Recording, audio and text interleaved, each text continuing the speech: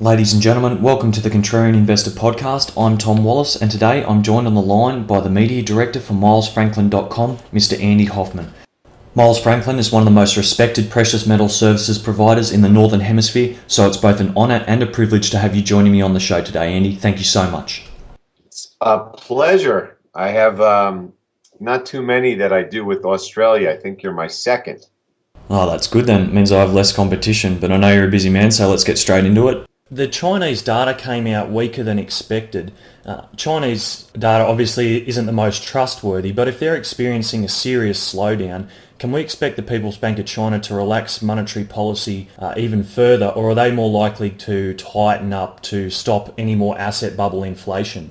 Well, again, the Chinese are a perfect example of why you don't listen to data from governments. The Chinese have literally admitted, I think it was about 6 months ago, that their PMI data is subject to error, sort of like when the comics put out that waiver last year that said this data may not be correct.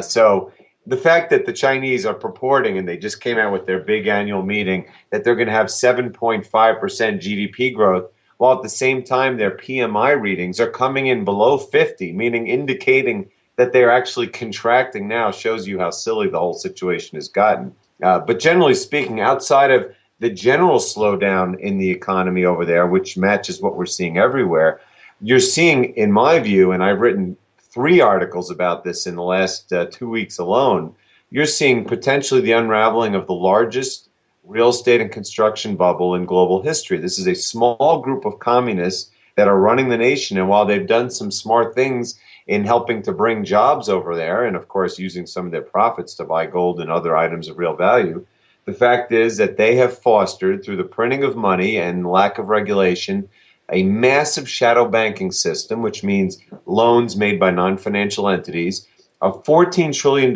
just in the last 5 years alone. And now it's collapsing, and the Chinese government is clearly showing that it's not going to be trying to bail these people out, which is why you're seeing falling real estate prices for the first time in years. You're seeing collapsing copper prices and iron ore prices.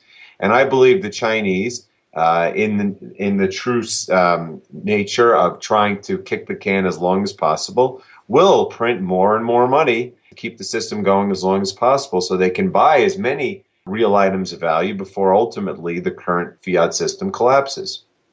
In 2013, we saw a huge wave of gold imports into China. Is this trend continuing, and why is the average Chinese citizen buying gold? The Chinese have long had an affinity for gold and silver purchases, given that they were the first nation in the world to have paper currency. So they've had more currency crashes than anyone in history. And so the people have long ago realized the value of gold and silver. And it's only been really 5 or 10 years since the government of China has not only made it legal to buy physical gold and silver, but they've been telling people, they've been promoting it, because just as the government's been buying it, they've been telling the people to buy it, because this is one of the smart moves they have made. They realize the direction the world is going, and they're trying to acquire as much gold and silver before the current fiat system dies.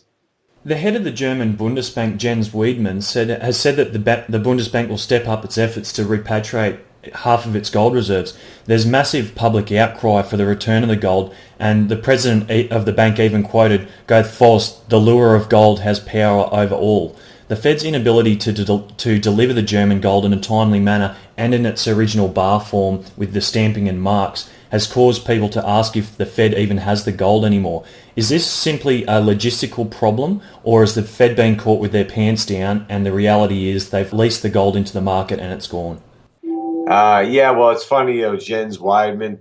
He's not accelerating. I've seen that article. The fact is, the Germans, they asked for their gold. They asked for, I think it's 200 tons of it, or 300 tons of it, and they got a whopping 5 tons in year 1. So way below the pace of even the 7-year pace that they were supposed to get it at. And they basically have pretty much said, we're upset about it, but we're not going to do anything about it. So when I saw last week, he said, yeah, we're going to ask them to double the 5 tons a year? They're not going to do anything about it because they know that their gold is gone, and they don't want to make waves and make the system die. It's no different than the Chinese.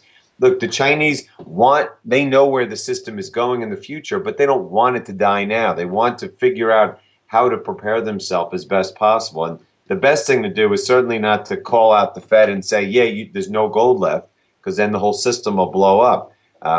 Germans, the Fed has been caught with their pants down, but more importantly, Germany's been caught with their pants down, because for all we know, the Fed is actually holding that gold somewhere, but more likely, as you said, they probably have leased it in the market and it's gone forever. It's probably sitting on the wrists of Chinese women and Indian women. So basically, the whole Western world is being caught this way, and that's why you're seeing, back to your past question about the imports into China. It's never going to stop. They're going to keep buying in the eastern half of the world with the currency reserves until there's no more gold to be bought.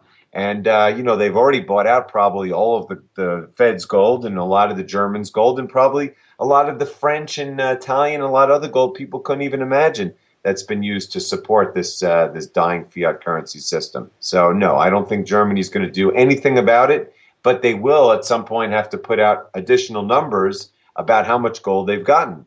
And if next year they say they've gotten only 5 more tons of gold, it's only going to fuel the frenzy, the global frenzy, to try to get the little real gold that's still there.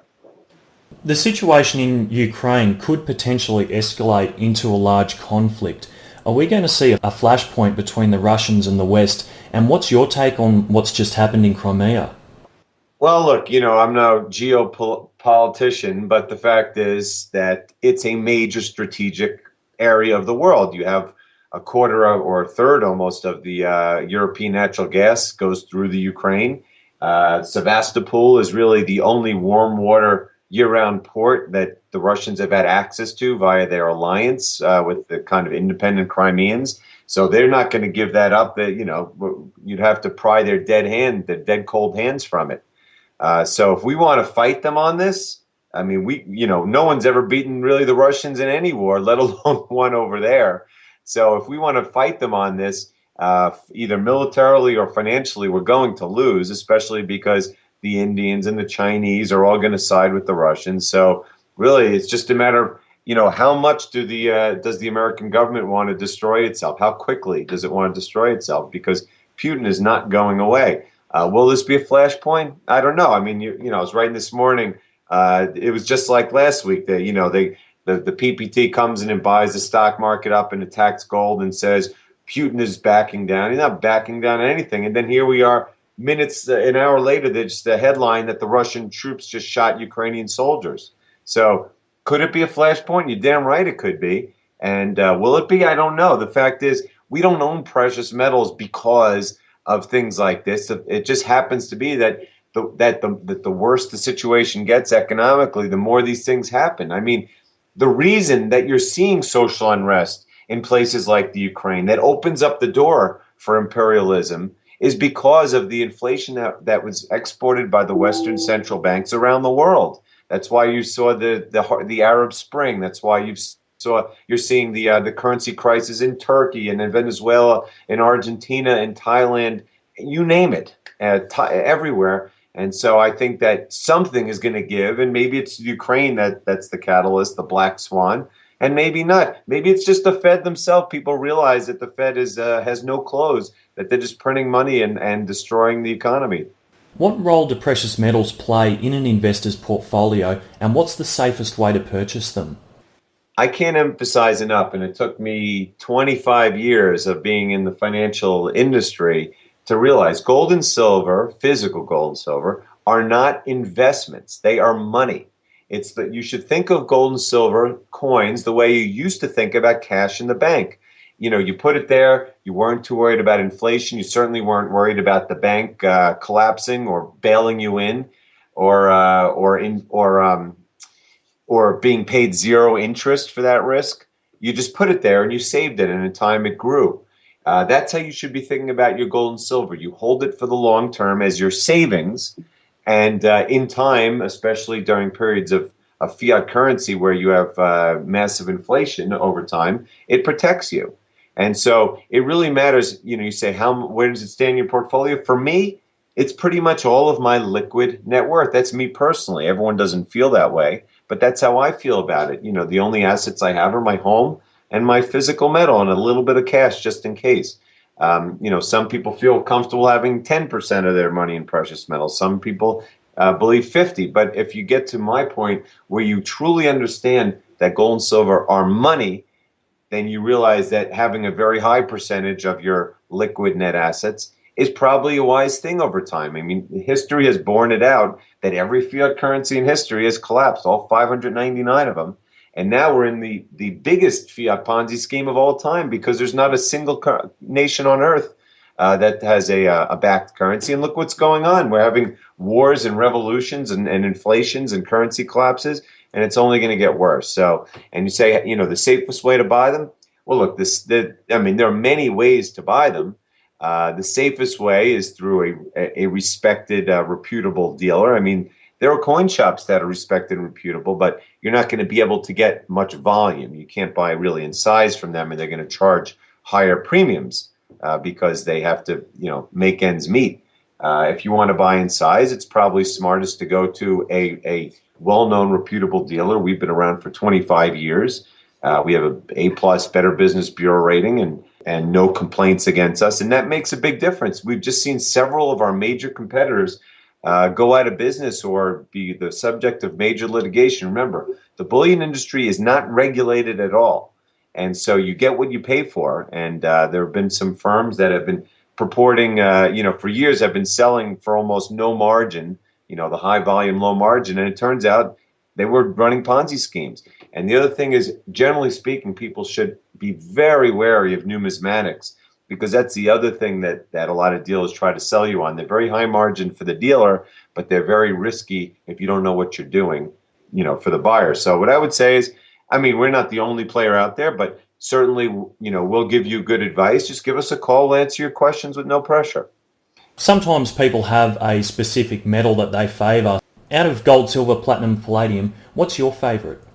Well, I'm 50-50 right now in gold and silver. And in fact, in the last year, with this big smash, with the gold-silver ratio has gone up so much, I've actually taken that percentage lower. It was more gold, and now it's about even, because I think silver is more undervalued. But look, they both have purposes, gold and silver. They're both monetary.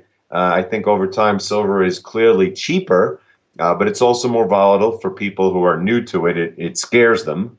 Although, it isn't, it is, again, it's your savings. You shouldn't be scared if you plan to hold it long term, but people do get scared off because the cartel makes it very volatile. But generally speaking, I'd say the starting point for any real precious metal portfolio is roughly half and half, and then you determine for yourself when you do your due diligence what you feel more comfortable with.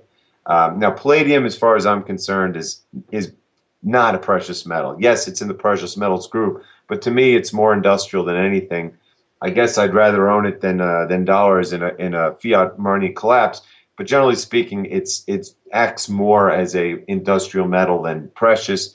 Platinum is somewhere in the middle. It definitely has aspects of it, like in jewelry, where it's loved for its intrinsic value.